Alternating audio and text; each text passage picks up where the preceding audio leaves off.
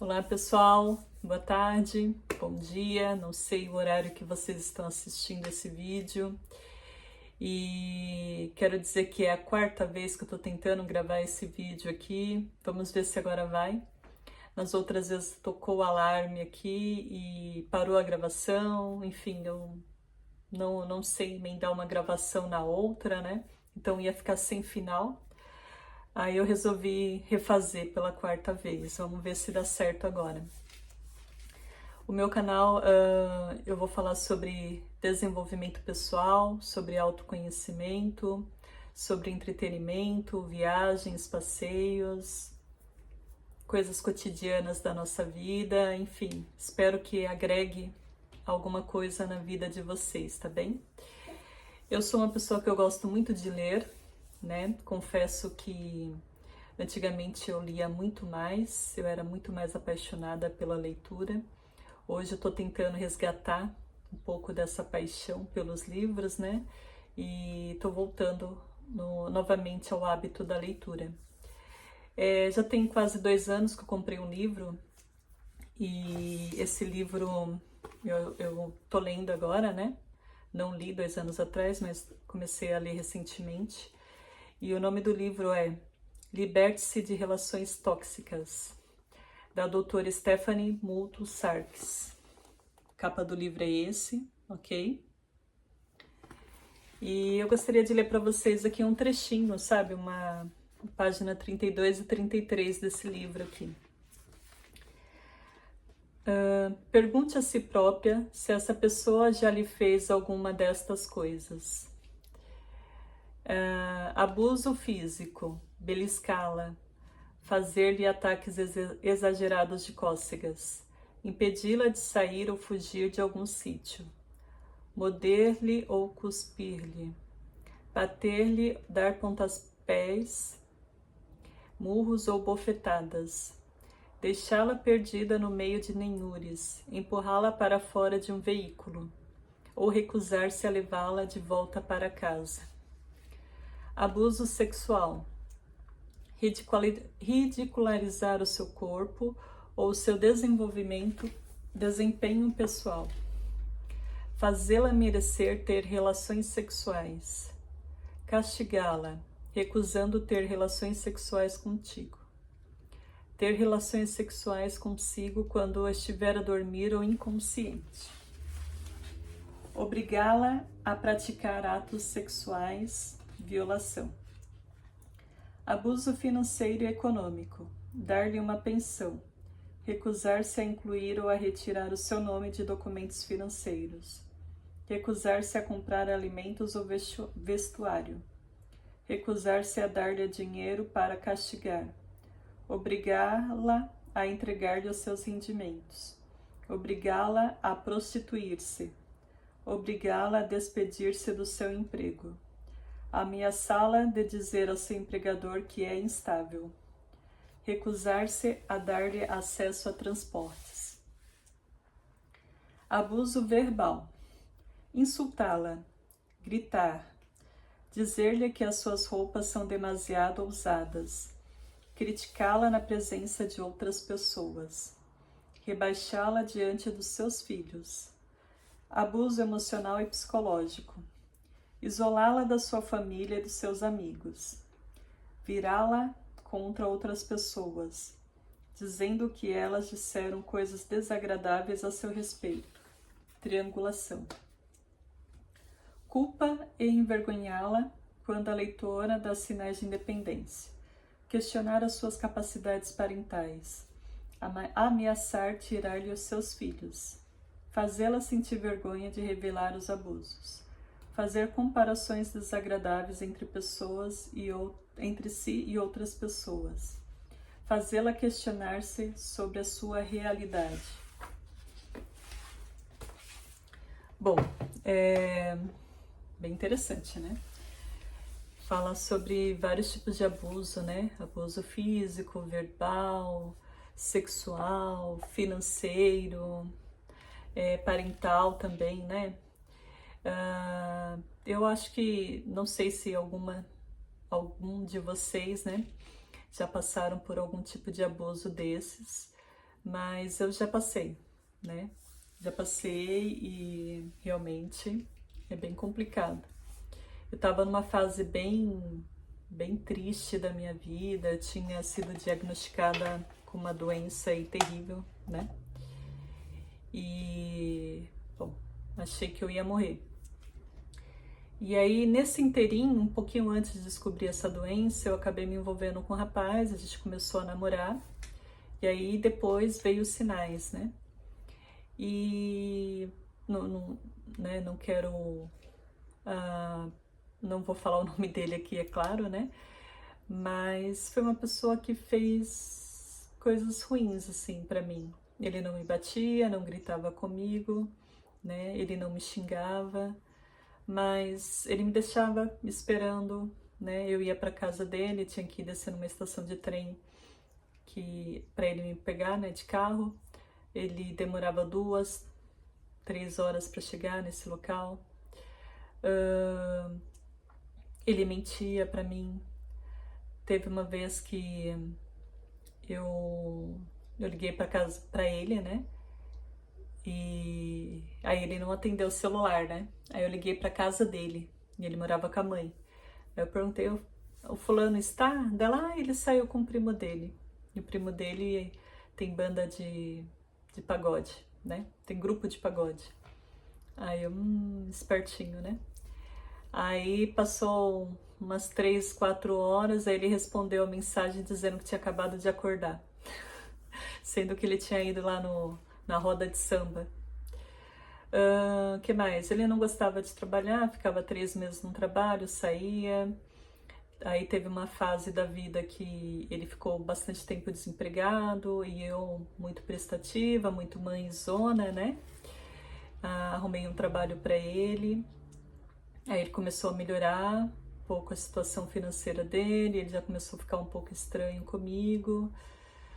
Teve uma outra vez também que ele falou que ia chegar em casa, na minha casa, por volta das 8 da noite, chegou meia-noite bêbado. E como a gente morava longe um do outro, né? A gente morava a 60 quilômetros de distância.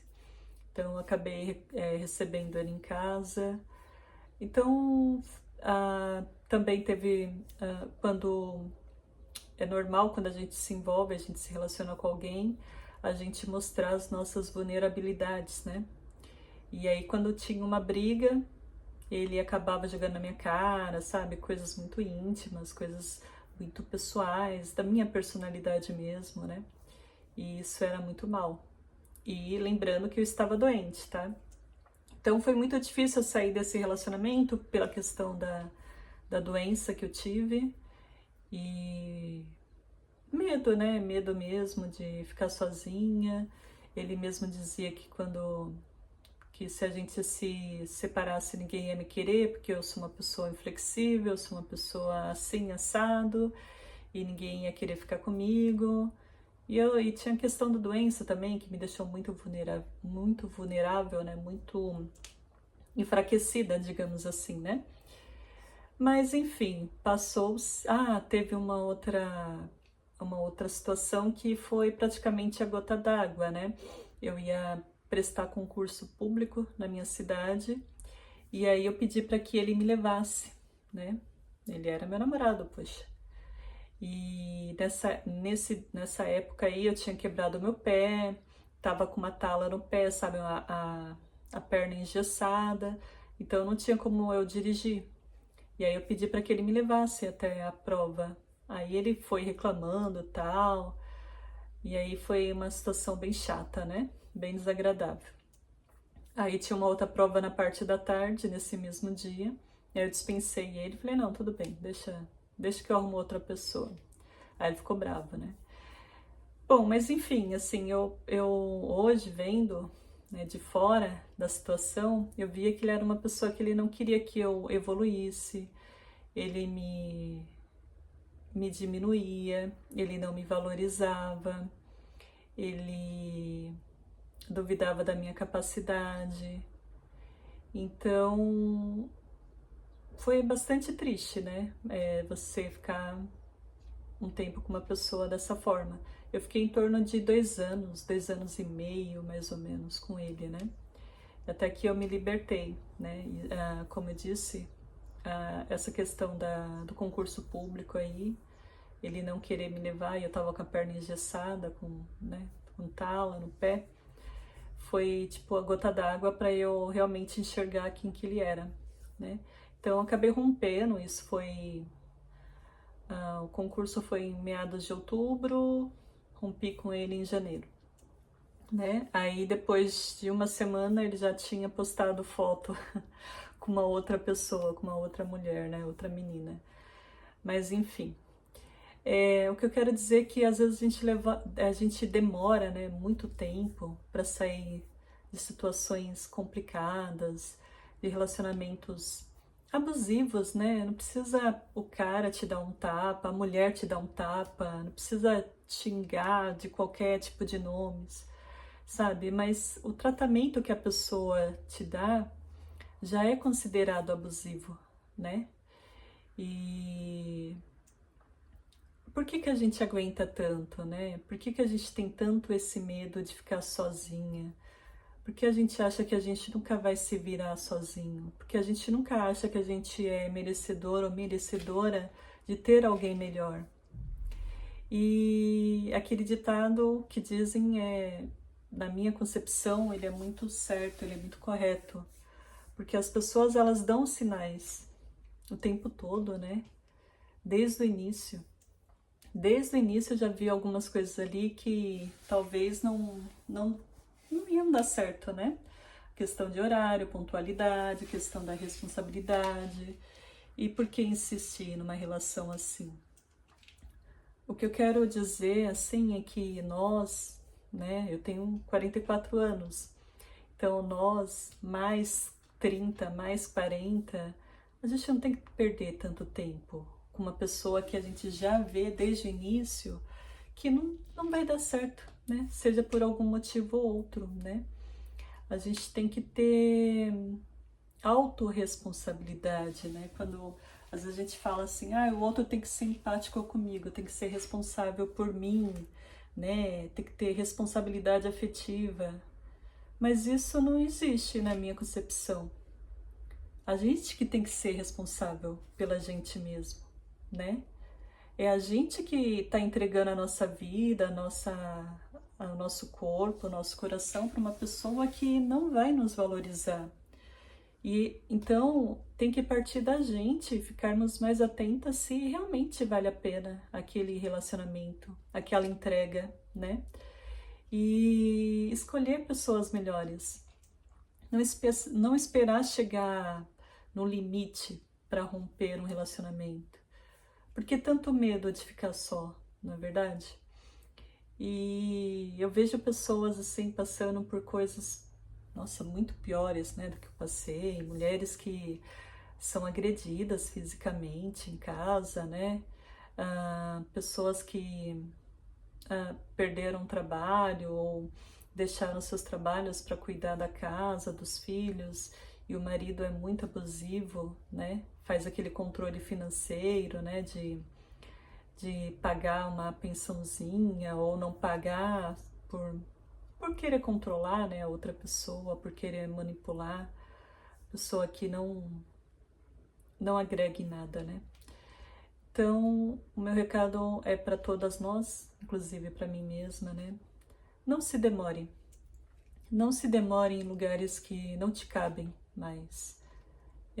Siga a sua vida com a cabeça erguida, com a sua dignidade.